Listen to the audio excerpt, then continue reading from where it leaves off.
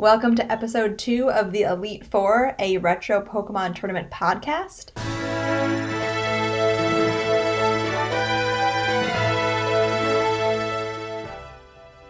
In this episode, we're going to talk about our first times, aka our first time building a team for a tournament, the good, the bad, and the one-hit KOs.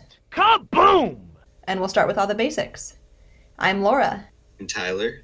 I'm Rick. I'm Mike. To remind listeners, we do Poke Cup tournaments, level 50 to 55, on a Nintendo 64 system using Generation 1 and Generation 2 Pokemon games. As a first question to throw out to the group, is there a couple basics you think you would need for raising a good team? Or is there something you started with? Or are there any sort of key indicators you would need to kick off a good team? I think the most important thing is just having a good variety in the types and the moves that you have on your team, because especially in a 3-on-3, which is what Poke Cup is, it's a little different than what you did in the Game Boy games or what like the Smogon tournaments might advise, which is 6-on-6. You have way fewer moves and types just at your fingertips, so you have to make all your picks count.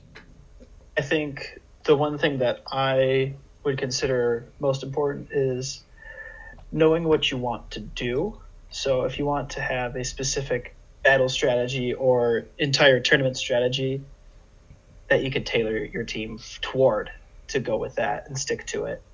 So you want to stick to your strategy and don't let your opponents get yourself off of what you want to do.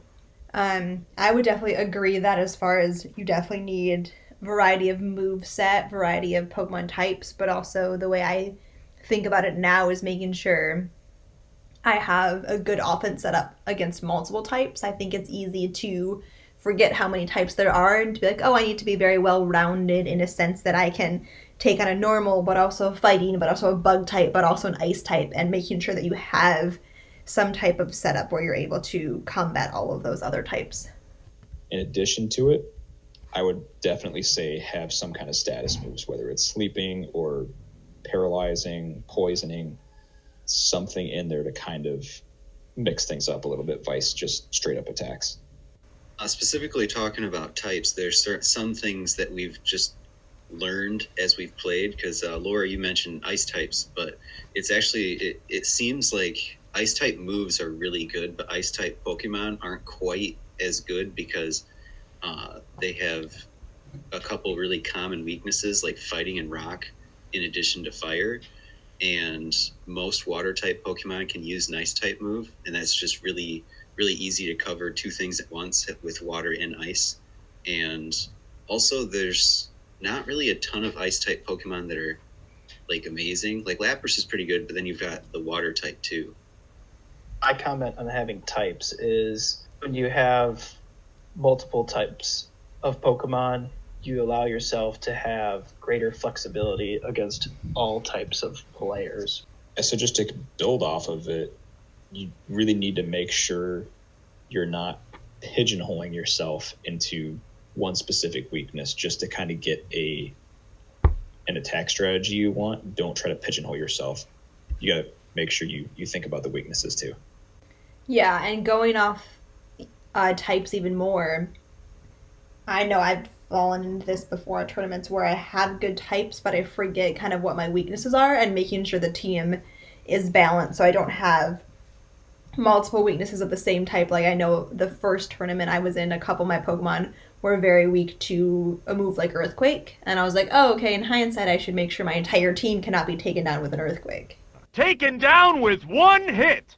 What's funny with some of those is there's a lot of weird weaknesses that you don't really think about a lot, like obviously water and fire or water and electric, but like grass is weak to poison, and it's never changed, but it's something that you don't really think about as much because there's only like one really good attacking poison move. And if someone happens to bring it, it can be something that just like surprises you and you're like, oh shoot, well, that's something I have to remember next time. I would agree with that. The goal is to be able to go into a battle And yeah, you might have to switch Pokemon, but have some kind of strategy to be able to be flexible and switch someone out for a better type matchup or something like that. Kind of funny with the 3-on-3 setup is sometimes you might be at a disadvantage, but you just have to leave your guy out there. You have to let them do what little they're going to do before they get knocked out. And it's one of those things that you can see at the different tournaments where someone's like, oh, I really need to switch, but I can't take that hit on the switch. So I'm going to have to do what I can and hopefully make it up later. And it's one of those weird things where you have to just, I mean, it's just gambling, basically. Like, that's the best option, even though it's not a very good one. So because Pokemon Stadium 2 allows you to use 6 different games, do you think it's necessary to use multiple games to build a good team? Or do you think maybe it's easier? So for me, I raised my team only on Silver and exclusively on Silver because it's the only game I had. So I don't think it's necessary, but I will say in the advanced stages, as I wanted more specific move sets, I did need to like borrow one of you guys to trade me back to add a move to trade it back to me. So it's not necessary by any means. And I only started doing that when I wanted more advanced teams and very specific move sets. As far as my first couple tournaments, I just used a Pokemon Gen 2 Silver. Even with me, I was kind of the opposite where I had a gold version that the battery died and I had to go back and kind of repair that. But for, I believe, the first tournament, I was strictly working off my yellow and blue version. So only Gen 1 Pokemon for the tournament, which kind of puts you at a little bit of a disadvantage because you don't really have access to the newer movesets in Gen 2. But in Gen 1, at least in red, blue, and kind of a little bit in yellow, you can use the Cinnabar Island Missing No trick to kind of get all of the calcium, protein, and basically just multiply your items and apply that to your team to kind of, buff out their stats and basically give steroids to your Pokemon. But that's one advantage you got with Gen 1, but definitely with Gen 2, you do have a much larger variety of types and move sets in Gen 2. So definitely a mix of both is definitely the best strategy. For mine, I originally used my yellow version for the first tournament I participated in. And a side note on Gen 1 Pokemon, in Gen 2, they added some Generation 2 types to some Gen 1 Pokemon. For example, Magnemite was only electric in Gen 1 and got Steel Electric added in Gen 2. So you have a little bit of a disadvantage in Gen 1, but the types do get updated from the ones that are in Gen 2 and that have type updates when you use them in Stadium 2, the game Stadium 2. Later on, as I fixed my gold and acquired a crystal version, I used all 3 of those games, which allowed me a huge set of Pokemon to use and a large ability to mix and match of what I wanted and also increase my selection pool. Using multiple games is, in my opinion, a necessity to succeed really well. I would have to agree with that because you don't need it. You can definitely do really well with just one game. In fact, the other Mike won a tournament with just using blue version. So you can definitely do it. You have to be a little bit smarter and you have to plan out. You don't have as many options. But for example, Gen 1, we named some of the advantages that it had, like the Missing No and stuff, and the disadvantages that it had with fewer Pokemon, more narrow move sets, and then there's just no breeding. But you do have some exclusive TMs that are really important, like Swords Dance and Thunder Wave. And so if you can trade back and get those, when I started out the first tournament, I used mainly my gold version, but I did use blue version for the Jolteon that I had and the Ninetales. But that was it, really. Everything else was from gold version. Wow, that Ninetales was a throwback. I totally forgot about that thing. Yeah, and I re-raised a different one for the fire type team I made later on too. So that original Ninetales is super old. I want to do a sidebar because I think Rick or Mike mentioned it about their gold version dying and having to reboot. We've been pretty savvy now about learning how to change batteries in games and also save them to the box and use an EverDrive. So as a sidebar, if a game is going to go, as in your battery's about to die, we always put them in the N64 box in Pokemon Stadium 2 and save them that way. And then Tyler can speak to what the actual EverDrive is. The EverDrive is really cool. It's not quite emulation because it's still a cartridge that you put into your actual N64, but you put ROMs on it. And someone built a program that can save Game Boy save files to the EverDrive, and then you can put them back later. So you can save your save from your Game Boy game, take out the battery, which will delete the save, and then after you put a new one in, you can take it from the EverDrive and put it back on using the transfer pack. And it's really handy. It's really great. We don't have to worry about losing the saves that we had. And it's a way to beat the unfortunate battery issue that the old cartridges have. So for those of you that are kind of not super up with the battery issues, so the battery issues, especially in gold and silver, you basically crack the cartridge open and change the physical silver battery that's in there, pop it off, pop the new one in, make sure it's good, snap the cartridge back together, throw it in, and you're good. But in doing so, like Tyler and Laura were saying, you got to make sure to throw your Pokemon somewhere else to store it. Otherwise, you're going to lose pretty much everything. And I think most of us have had save files go at some point. I haven't had my tournament teams lost yet, but I've had some of my other like peripheral ones and maybe ones that I was planning. Yeah, I've definitely lost ones from a tournament team. I lost my first Lapras. I lost my Amulet coin, which I'm still bummed about. And then I lost an Eevee that I was raising, which I ended up trading Tyler for an Eevee. But in that downfall, I also lost an Eevee that I was eventually going to evolve for my team as well. You didn't lose your shiny Skarmory. Shiny Skarmory still lives.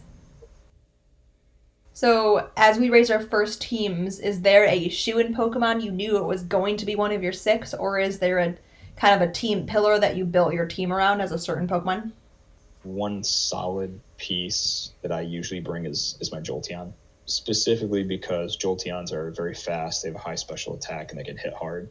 I very, very, very much like the fact that Jolteon usually gets the first strikeout, and it's usually pretty hard, especially if it's a special attack like a Thunderbolt or a Thunder or something like that. Also, kind of stumbled into the Starmie thing, where everyone kind of had it, and then I had one but didn't really utilize it a whole lot because a lot of different types of Pokemon can learn an electric move like Thunderbolt via the TM.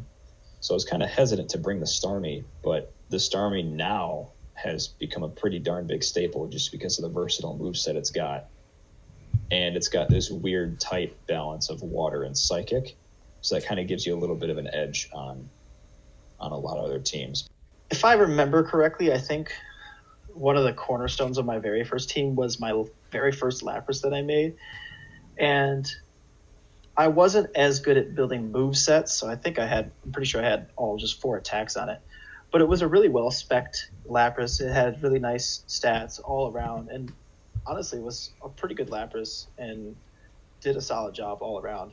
I was kind of the same with Rick, with the Starmie. I didn't necessarily think it was going to be... There were a few other people there that thought it was going to be like their secret weapon that no one else was going to have. I think I realized that a lot of people were going to have Starmie. But that was one that I used a lot because I used it when I was just beating the gym leader castle in Stadium. Snorlax I had was another pretty important one. Really, Starmie and Snorlax were the 2 big ones that I used in my first team because Snorlax hit so hard and Starmie was so versatile. And on top of that, because we're doing 3-on-3, a lot of the strategies that you might see for a Starmie didn't translate quite as well because we wanted lots of type coverage, and I don't think, I could be wrong, but you don't see Psychic that often on Starmies, not because people forget that it's a Psychic type, but because there's just other things that they're going for, like Rapid Spin, and spikes weren't really a problem at our tournaments, so we didn't need Rapid Spin. We wanted that extra type coverage instead. For me, I have two Pokemon that were pillars in my first team, and both I want to say I used incorrectly. I was also on the Starmie train, thinking no one else had a Starmie, but my Starmie did not have an electric move, which was a massive miss. It did have a psychic move, but electric would have been way more useful in that first tournament, and I wish I had it. For the second Pokemon that I used, who I still have, we mentioned him earlier, my shiny Skarmory. He is green. The real one is technically gray in the games, but I have a shiny one. And I also use him incorrectly, and I know how to use him now, but in that first tournament, he just got decimated. Bulldozed. So how did you exactly misuse Skarmory originally, and then what did you learn about him later on?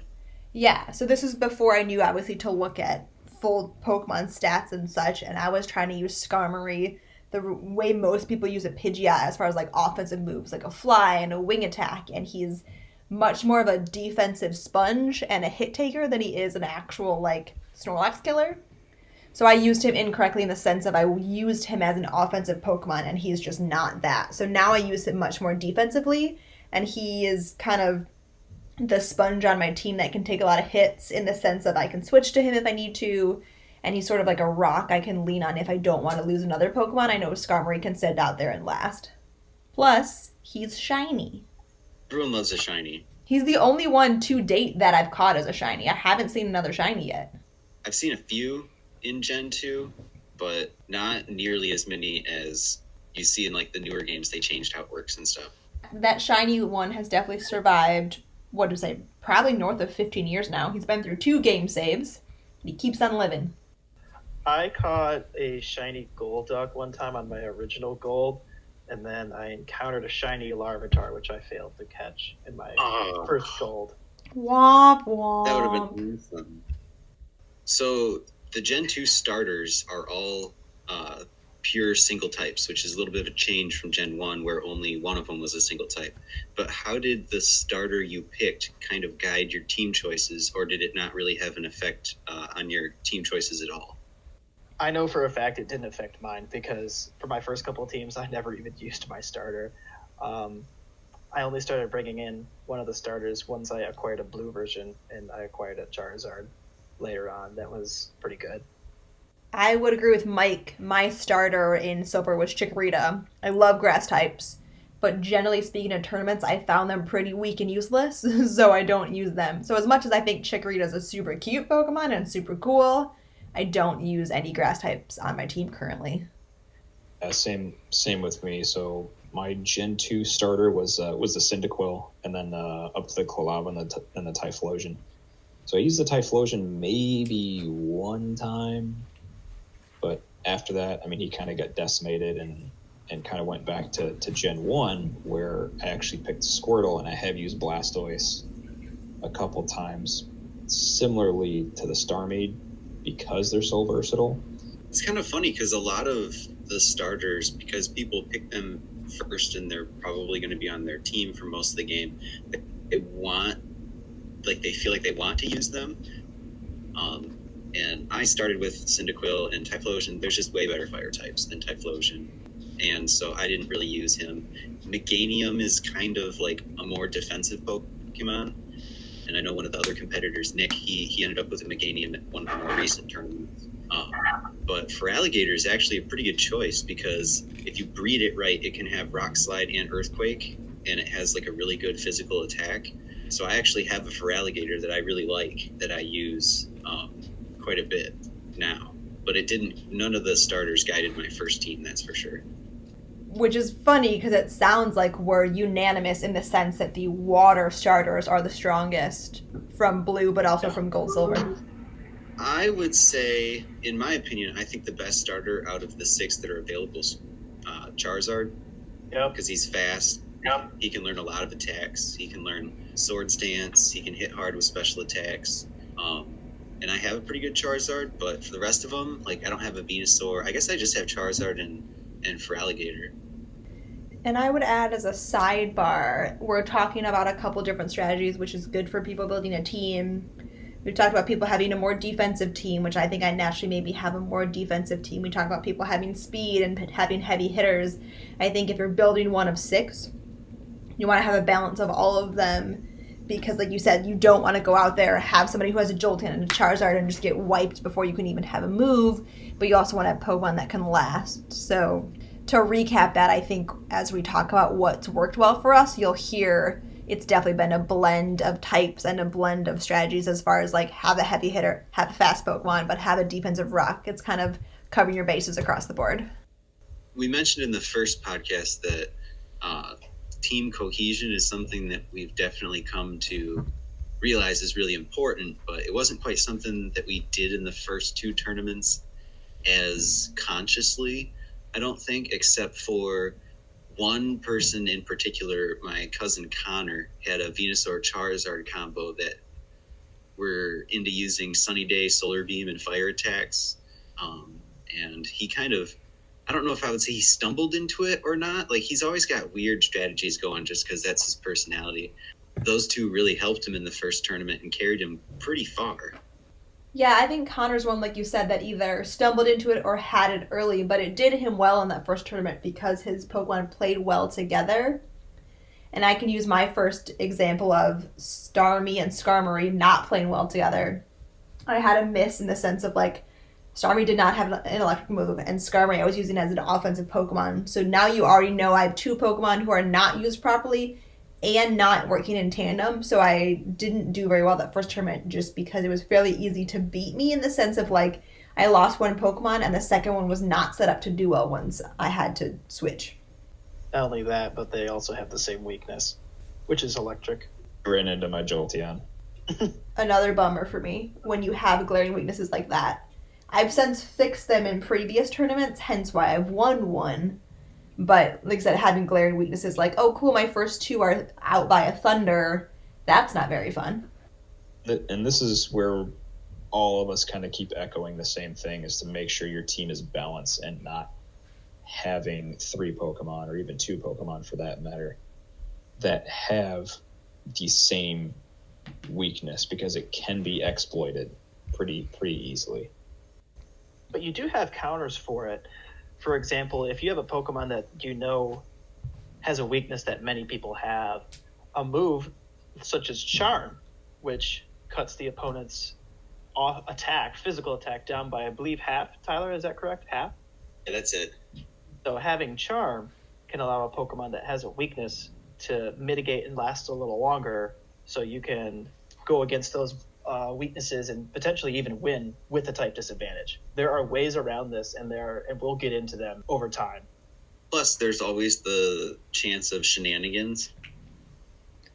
And, like, you should never go into it like, yeah, I'm going to beat this Charizard with a Bulbasaur. But, like, we did have a battle that someone's Ivysaur beat a Charizard, and that just shouldn't happen.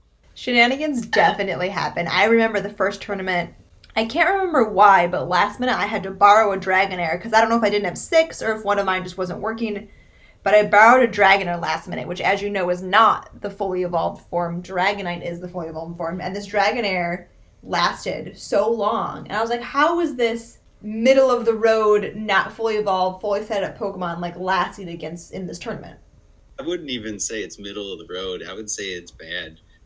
But I believe we were at least using the Thunder Wave that it had pretty well, like in getting lucky with some of the chance rolls on Paralyzing. And, I mean, Paralyzing is a great status that you can use because it's like 50-50. That is 100% my nemesis. People have taken me down for years by paralyzing my Pokemon, and then my Pokemon, for some reason, are just always fully paralyzed. So I've learned now to combat that, because for some reason that's my unlucky stroke, is where if someone paralyzes me, I'm just never attacking again. At some point, you're going to have the best run of luck and never get paralyzed. I'm waiting for it. I'm waiting.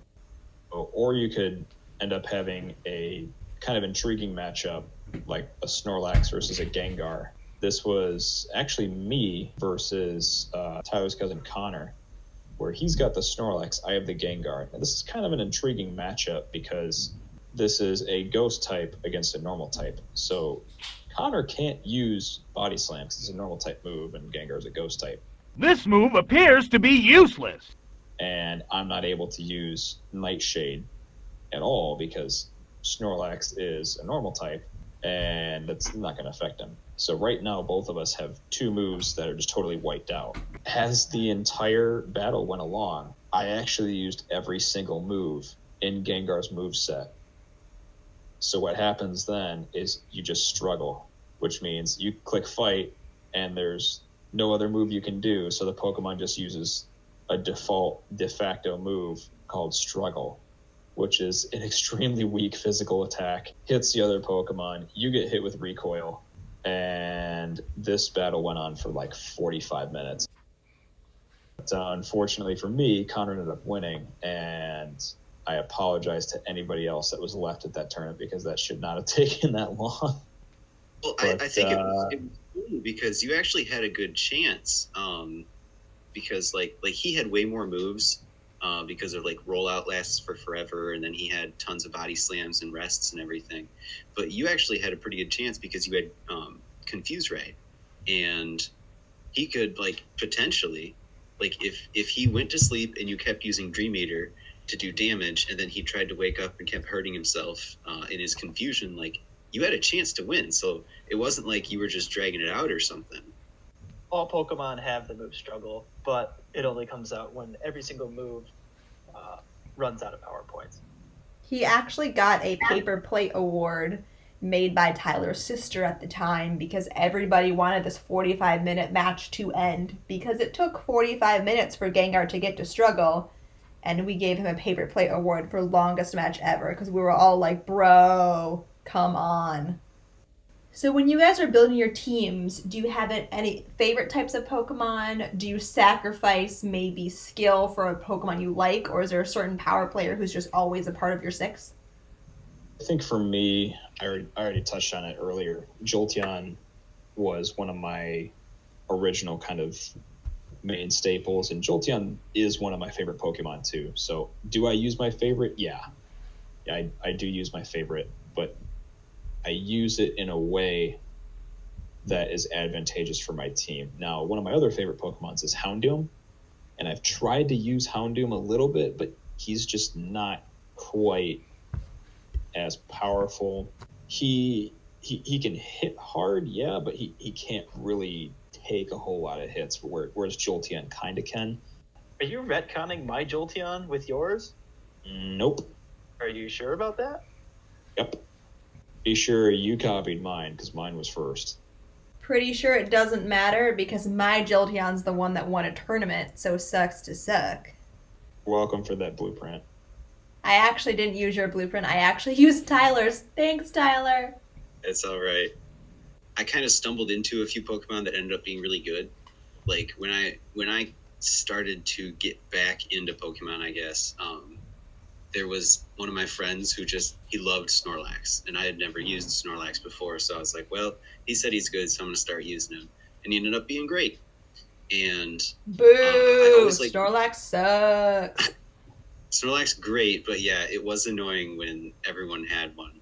I had a Ninetales on the first team, and Vulpix is my favorite Pokemon, so it's kind of you have to mix your favorites with just like pure power, because later on, when you discover like Muck is actually pretty powerful, and I don't know a whole lot of people who say Muck is their favorite Pokemon, but you can start with your favorites and add in a few other ones. And I know that Rick said something on the last episode about wild cards, and wild cards are always important. You can take a Pokemon that's supposed to be really good and give it a completely weird random moveset that people don't expect and just surprise everyone with it. And you can go with you can get quite a few wins that way. I will add to the favorite Pokemons. My favorite is Arcanine, who's a fire type. Unfortunately, fire types have a lot of weaknesses, and a lot of weaknesses that most Pokemon can learn moves to take down. So my Arcanine, I do like a lot, and I've tried to bring him, and occasionally I'll get lucky and do well, but he's not the strongest. So I've learned some move sets to kind of make him a little bit trickier than the average Arcanine, but I do just wish that he could take more hits, because if he could take like 2 more hits per battle, he'd be unstoppable. But fire types naturally just have a little bit of a weaker defense, and he's one who definitely falls in that category. Zapdos is actually probably one of my favorites back when I made my first team and found its way onto my team. And it actually is a pretty solid Pokemon to use, but you have to have the right move set. My original one did not. Because if you're going to have Thunder and Thunderbolt, it's kind of a waste, if we're being completely honest. Pick one or the other, don't use both. Yeah, I can only think of really one instance where you'd want to have both on the same Pokemon, and you probably shouldn't be using a Light Ball Pikachu anyway. Pika! But that goes back to more shenanigans. Why have one? Because sometimes it works. I mean, this wasn't in a tournament, but there was that one time that I took down Mike's entire team with the Light Ball Pikachu that I have. Didn't it have Surf? Yes, you gotta have Surf on your Pikachu, man. I mean, I wasn't the first person to use a Pikachu. I do have to give that to Connor. He had a Pikachu named Walter, and I still don't know why he named it Walter. But he had the guts to bring a Pikachu to the tournament. So, good job, Connor. He also brought Lucifer. Jigglypuff from hell. Yes, that Lucifer. I think one of my favorite moves to have on a Pokemon is Explosion on a Golem, because not only does Golem have some pretty solid attack and defense, but it does learn Explosion on its own without a TM, and you can equip it with an item that powers up normal attacks. And Golem, although it does have a long list of weaknesses, if you explode on somebody, most Pokemon you can usually get them with one hit. And it actually is a really nice strategy. A lot of people caught on to it with Snorlaxes. They had Pokemon that had explosion or self-destruct or other ways to take down a Snorlax because they didn't want to do the battle with it.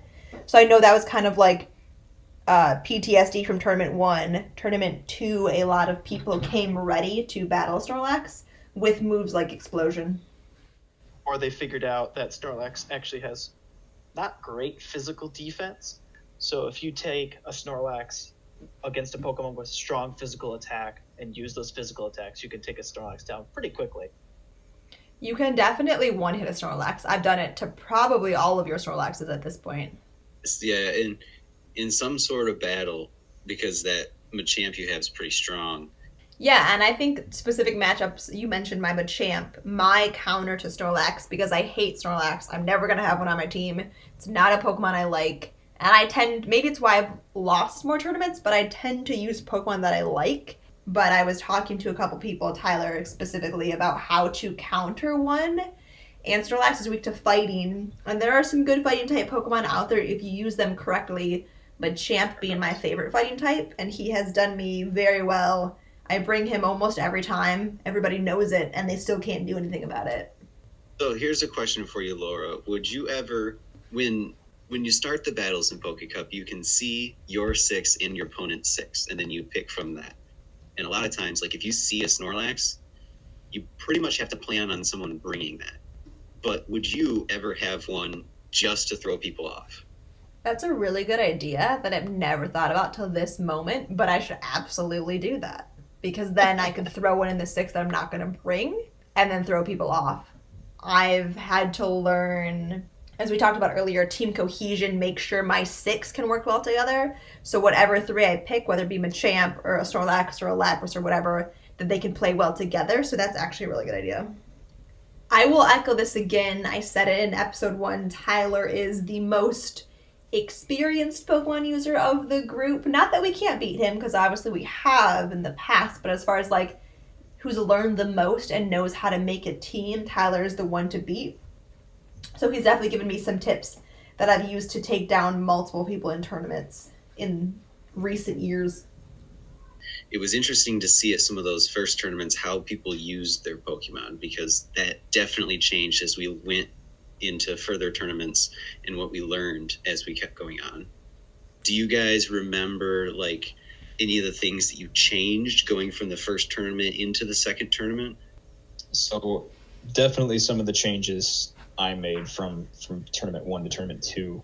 I touched on it a little bit with actually using Starmie in a little bit better manner and giving it psychic. So if I pair the Jolteon with the Starmie, in the first tournament I kind of just stumbled into that kind of working. In the second one I kind of started recognizing, okay, I can use a Quick Claw Starmie with the Jolteon and then jump on the Snorlax train.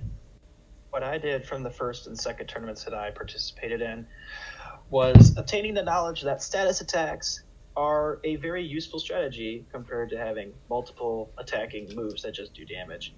So I changed the moves of some of my Pokemon, for example, my Jolteon or my Zapdos, from having, Thunder and Thunderbolt to having Thunder Wave and Thunderbolt. Just kind of that kind of stuff, realizing that, you don't necessarily need to have 4 attacking, damaging moves. You could just have 2 really good moves and 2 status attackers that can put your Pokemon in a better position to delete your opponent. I like that. That was something that I did too, because I added, between tournament 1 and 2, I added a Kingdra to my team, and I gave it Dragon Breath and Attract, so it could paralyze and then it could attract, and that it annoyed so many people. They hated it because the chance of them actually attacking was like 25%, and it wasn't even like Kingdra was coming in with these massive damaging hits or anything like that. It was just they couldn't attack, and Kingdra has pretty good defenses, and just annoyed people a little bit more, and I think that made them make bad decisions when we were battling. Death by 1,000 cuts.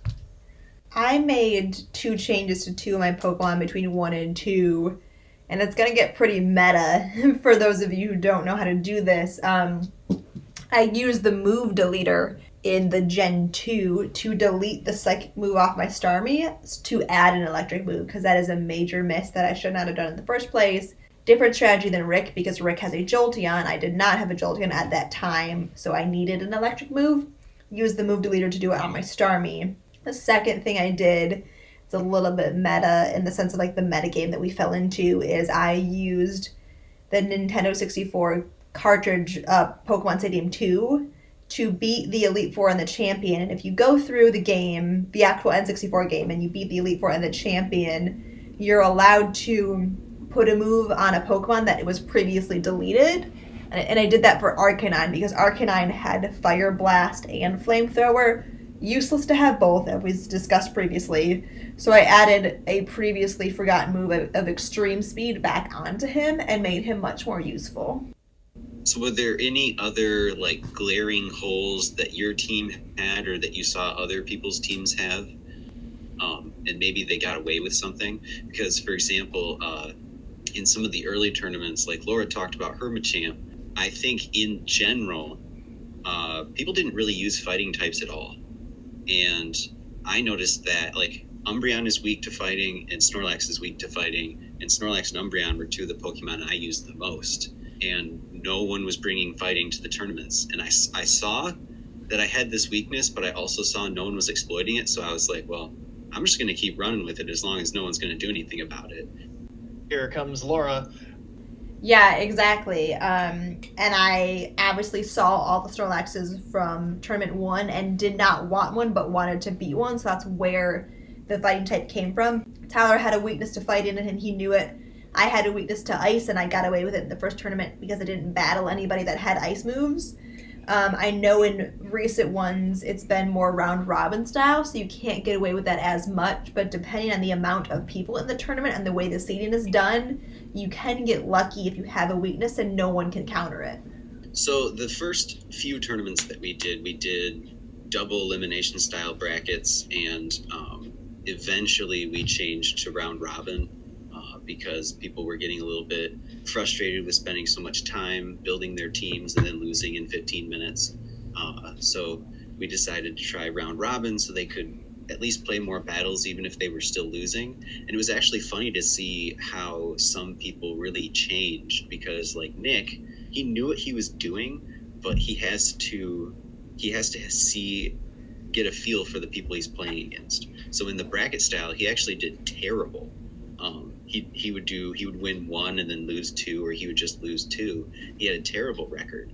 But once we went to round robin, he got a sense for how his team worked. He could see how other people were working, and he didn't have that same the elimination factor wasn't quite there. And he actually like went on a tear and just had like a ridiculous not a win streak, but like he would win, you know, if he played 8 matches, he would win 7 of them. And he made it to quite a few finals, and he actually won a couple tournaments later on. But did you guys like the double elim, or do you think it would be better or more enjoyable to play round robin? I would say if there's a lot of people, double elim goes faster. So if we ever have a situation where we have 50 people, it's just much faster and more efficient to do double elim. But I like round robin because I learned so much more about my team. It sounds like Nick did as well. I jump in with my team and I'm like, okay, like here's my 3, or here's a different set of 3, or here's my 6. Let me switch it up. And when you play everybody, you get a more well-rounded view set, and it eliminates some of the massive shenanigans. Like when I got, I don't know, it was fissured or horn drilled 2 Pokemon in that first tournament of mine out immediately. When you do a round robin, you have a better chance for that not to happen, and you do fight way more Pokemon. So I do appreciate that about it, where about round robin, you have a lot more battles and you can do a lot more with your Pokemon, and you have the opportunity to see how they work as a team. If time is a factor, definitely double elimination is a better way to make the tournament go faster. Agreed with Laura. But I think round robin is always just a better way to do it, bar none, because it will not only allow you to play more games, but it allows people who may not understand the game as well as us kind of figure it out as time goes on, and kind of figure it out and kind of get a little bit of excitement for it, even if they don't take it super seriously, stuff like that. I think it's just a better way to do it. I would add that for the round robin that I've done, it's not like you play every single person that's there. We would do like pools, so you'd have like 5 people in your pool, you play everyone in your pool, and then like the winner would qualify for a quarterfinal or something like that. So it can take the same amount of time as a double elim, and it can actually sometimes be less time, but how to phrase, you don't have that same like pressure for every game. And you could have some where the winner of the bracket was like, or the winner of the pool was actually had a relatively poor record. So you win some, you lose some on that. So Tyler, I believe you have all of the results from either most of the tournaments or all of them, but I know you have results from those first couple. Do you want to go over kind of where we stand versus where a couple other people stood, and we can dive into maybe what Pokemon those winners had, or what shenanigans happened for those people to elevate to the top? Yeah, so the first, I've got the first 2 out, since that's really what we've talked about today. They were both the double elim bracket style, but there were a couple of really weird results in the first tournament, actually. Like, I talked about him before, but Nick, his Tyranitar Skarmory team lost to a rental team that included a Blastoise, and I think it was just a couple of weird, like he used Rock Slide and it missed, and then Blastoise got a couple of Hydro Pump critical hits. Also, Dylan, who I don't think we've mentioned before, but he was really into Pokemon, and he came, and he actually, in the first tournament, he beat Connor and Rick to serve them both their first losses. We were expecting that I was going to have to play Rick in the next one, and he's like, "No, Dylan beat me. His Snorlax is just a monster." Do you have how the 4 of us did it in that first tournament? The first tournament, so I won the first tournament. Connor, my cousin, got 2nd. Laura, you got 3rd, and Rick got 4th. Rick's last match that tournament was actually the Gengar Snorlax Struggle Fest that we talked about earlier against Connor. Who was that guy that you knew, Tyler, with the beard that came and like commentated? Because he didn't know the Pokemon names. He was like, "Oh, the green monster thing's doing a move." Yeah, so that is my friend Jared. He is known as the Saxquatch because he plays saxophone, and he is a very he has a personality. He has a presence. When he is somewhere, you know he's there. And he's hilarious. He wanted to be I think he called himself the John Madden of Pokemon. He was offering really, really useful advice, like what you need to do is make the other Pokemon have 0 HP before your Pokemon has 0 HP. A sick John Madden. So insightful. So the second tournament, the places that we got were actually, I won the second tournament, Rick got second, and Laura, you tied for fifth. But in the final, it was me against Rick, and it was a really strange battle because Rick picked Golem, Starmie, and Snorlax. I picked Snorlax, Umbreon, and Kingdra, and we both started out with Snorlax. And I exploded my Snorlax and took out his Snorlax, which is a fair trade in my opinion. If you can take out a Snorlax, but it costs you yours, that's fair. They both go down! It's a double knockout! And I ended up leaving my Umbreon out there for an extra move because I decided I wanted to toxic Rick's Golem. And it almost cost me because, Rick, I'm pretty sure if you exploded that Golem, it would have taken out my Umbreon, even though Umbreon has pretty good defenses.